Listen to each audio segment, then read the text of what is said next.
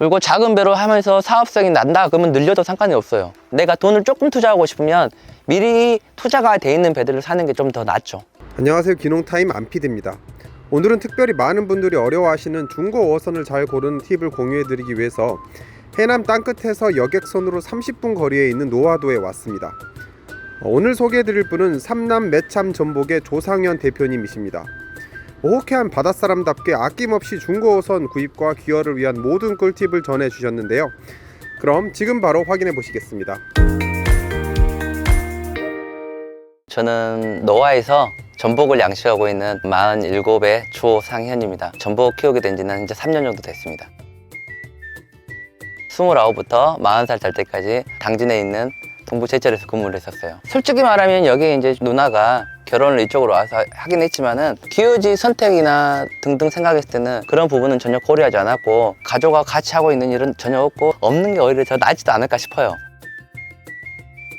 낚시 때문에 했는데 지금은 낚시 거의 못 다녀요. 바다는 많이 나가지만 낚시하러 나가는 게 아니기 때문에 생활에 대해서는 만족을 합니다. 자연하고 가깝고요. 회사 다닐 때 사원 아파트에 살면서 시끄럽다고 올라오고 이런 부분들이 전혀 없기 때문에 조용하고 깨끗하고 또 이 바닷가에서 즐길 수 있는 거리가 많기 때문에 아주 만족하고 있어요.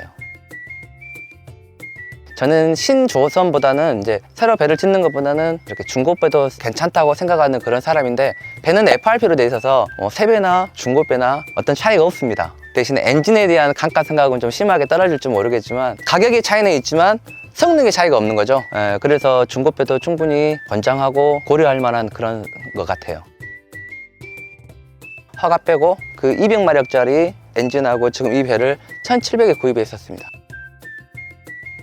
배는 사기는 어렵지 않아요. 자기 눈에 차는 배를 구하기가 쉽지 않은 거지, 먼저 배워야 되기 때문에 배를 먼저 산다고 생각하고 오시지 말고 그 배우는 동안 좀 긴 시간을 두고 배를 구입하는 게 훨씬 나을 거예요. 배는 중고배 같은 사이트도 있지만 그 지역에서 그 지역에 맞는 배를 사는 게 가장 좋을 것 같아요. 뭐든지 다 실물을 보고 사야 되니까 엔진이 너무 노후됐거나 설비가 너무 노후되면 다시 또 와야 되고,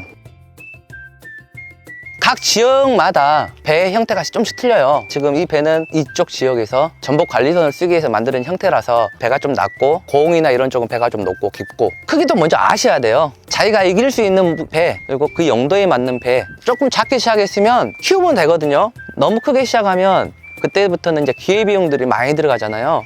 그리고 작은 배로 하면서 사업성이 난다 그러면 늘려도 상관이 없어요. 내가 돈을 조금 투자하고 싶으면 미리 투자가 돼 있는 배들을 사는 게 좀 더 낫죠. 안 돼 있는 배를 사서 내가 또 주낫을 뽑을 수 있는 주낫 기계가 사서 또 부착을 하고 그러면은 이제 조금 가격은 싸게 살 수 있겠지만은 어차피 더 많이 들어가야 돼요.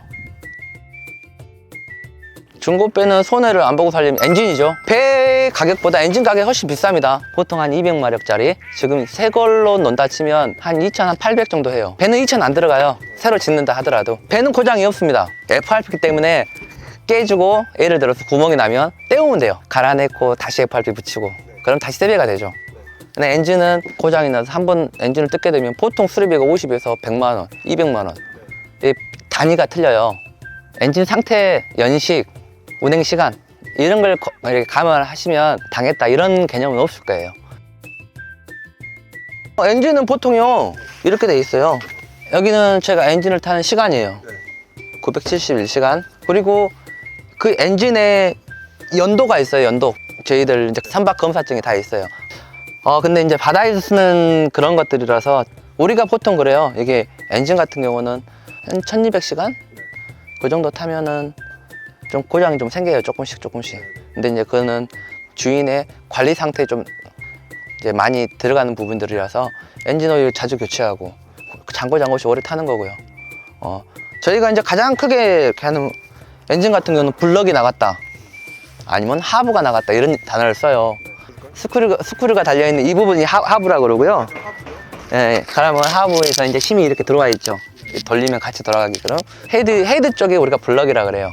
가장 크게 이제 비싸게 돈이 들어간 부분이 하부가 나가면 기본 수리비가 200에서 300. 중고로 했을 때요.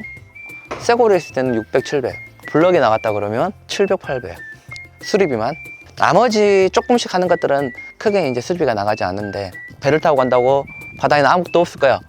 아무것도 진짜 많아요. 밧줄도 있고 떠다니는 쓰레기도 있고. 그러다 보니까 그런 걸 잘 주시하고 다니는 게 개인 관리니까요. 자기 차고 자기 배니까 관리인 것 같아요. 안 걸리면 해도 돼요. 동네 앞에서 거리 5분 거리 안에서 뭐 낚시하고 부업이 아니잖아요. 그냥 즐기는 거니까 그 정도까지는 대부분 이해하시고, 내가 이제 여기서 정상적인 수익을 내고 하려면 통발 넣다가 통발 잘라버리고 도망갈 수 없으니까 그거는 범죄행위죠. 그렇게 되면 연안복합, 이건 자격이지만 감가상각이 발생하는 그런 허가가 아니기 때문에 오히려 샀을 때보다 가격이 조금씩 오르는 건 있어도 떨어지진 않습니다. 살 때는 부담이 되겠지만 팔 때는 그 돈을 그대로 다시 갖고 올 수 있기 때문에 걱정 없이 시작하셔도 될 것 같아요. 지금 이 배는요, 어장관리선 그리고 연안복합 두 가지가 붙어 있는데, 어장관리선은 말 그대로 이제 저희가 바다에서 양식하고 있는 양식관리선이에요. 연안복합은 바다에서 제가 주낫을 놓거나 어로 행위를 할 때, 고기를 잡는 행위를 할 때 필요한 개인 택시 같은 그런 면허입니다. 문어나 낙지 이런 걸 잡고 싶으면 연안 통발을 사야 되고요. 바다에서 꽃게도 잡고 뭣도 잡고 하고 싶으면 그물을 쓰면 좋죠. 그런 연안 자망, 허가가 다 개별로 나눠져 있어요. 신규 허가는 거의 없다고 보시면 되고요. 그래서 개개인끼리 거래를 합니다. 중고배 사이트 보면 허가까지 같이 나와 있어요. 그리고 이 허가는 각 지역별로 나눠져 있어요. 경상도 허가를 가지고 전라도에 사용할 수 없습니다. 다른 지역의 허가를 사서 이쪽 허가로 바꿀 수 있다? 이건 안 돼요. 그러니까 그 지역에 필요한 허가를 사서 그 지역에 사용하는 게 맞아요. 그거 안 지키면 이제 어떻게 보면 불법 조업이 되는 거네요. 그러죠. 저 멀리서 해경이 뜬다 그러면 튈 준비하셔야죠. 17년식의 배가 건조 날짜가 10월 10일이네요. 17년. 이 면허가 없으면 저희가 면세유를 탔을 수가 없어요. 어업을 증명하기 위해서 이제 이런 허가판이 필요한 거거든요. 요새는 이렇게 면세유를 타고 다니면 이런 식으로 시간 계측기가 있습니다. 시동을 켜고 달리면은 여기서 카운팅이 돼요. 그래서 1년에 한 번씩 저희들도 이 서류를 제출하는 거예요. 보통 5톤 미만 배 레저브 면허가 필요하죠. 그리고 5톤 이상이 되면 소형 선박 면허가 필요하고요. 5톤 이상 25톤 미만. 어디서 딸 수 있을까요? 이것도 국가고시라서요. 시험 일정 다 나와요. 사이트 검색하면. 저는 이제 충남 당진에서 근무했을 때 이제 레저 시험을 봤기 때문에 해양경찰서인가요? 그 안에 수시를 볼 수 있는 컴퓨터가 있어요. 등록하고 바로 시험 볼 수 있는 10분 만에 결과가 나와요. 실기는 충남 아산에 있는 이제 그 산정호수에서 이제 교육을 받고 실기까지 같이 합격을 했죠. 각 지역마다 위판장이 다 있습니다. 그리고 주변에서 이제 알아서 조금씩 있으면 장어 같은 거 따서 좀 말려놓고, 그런 것들은 사람들이 전화로 사가고, 바다에서 나는 것들은 그래도 자기가 하는 거에 따라서 다 이렇게 현금화 시킬 수 있어요. 네. 많이 잡으면 위판도 하고 지인한테 팔기도 하고, 아니면은 전화를 하세요. 나 이만큼 잡았는데 오늘 팔 데가 없다, 좀 사주라. 큐어를 준비하고 있는 분들이랑 그런 배짱도 필요해요. 어촌계라는 것은 마을별로 형성이 돼 있고요. 양식업을 하겠다. 그러면은 그런 어촌계원이 돼야 되는 게 필수고요. 이런 허가를 구입을 해서 뭐 이렇게 고기를 잡는 행위를 한다 치면 굳이 어촌계에 가입하지 않으셔도 돼요. 그런 자격을 획득하는 데 대해서는 각 동네마다 조금씩은 규제가 틀려요. 나 이만큼 낼 테니까 가입 좀 시켜줘. 안 돼요. 다른 어촌계원들의 허락을 맡아주면 가입을 시켜줄 수 있는 거예요. 그러니까 그 지역에 가면 그 지역 사람들하고 융합이 되는 게 가장 좋은 방법인 것 같아요. 어촌이나 농촌 보면은 생각보다 크고 작은 단체들이 되게 많아요. 어민 후계자 단체, 지금은 수산화 경영인이라 그러죠. 부녀회, 노인회, 바르게 살기, 그런 단체에 가입을 하시고 단체에서 같이 이제 봉사활동 나가면 같이 나가고, 그런 활동들이 많아지면 확실히 인간관계가 엄청 넓어져요. 그리고 그 인간관계가 나중에는 다 인적 자원들이 될 거예요. 거기서 받을 수 있는 도움들이 생각보다 많아요. 언제든지 도움을 줄 수 있고, 또 조언을 얻을 수 있고, 좀 좁히면은 매일 할 때 와서 도와줄 수도 있고. 혼자서는 쉽지 않아요. 같이 가는 게 제일 좋습니다. 그걸 생각을 하고 움직이시면 빨라요. 남들보다 훨씬 빨라요.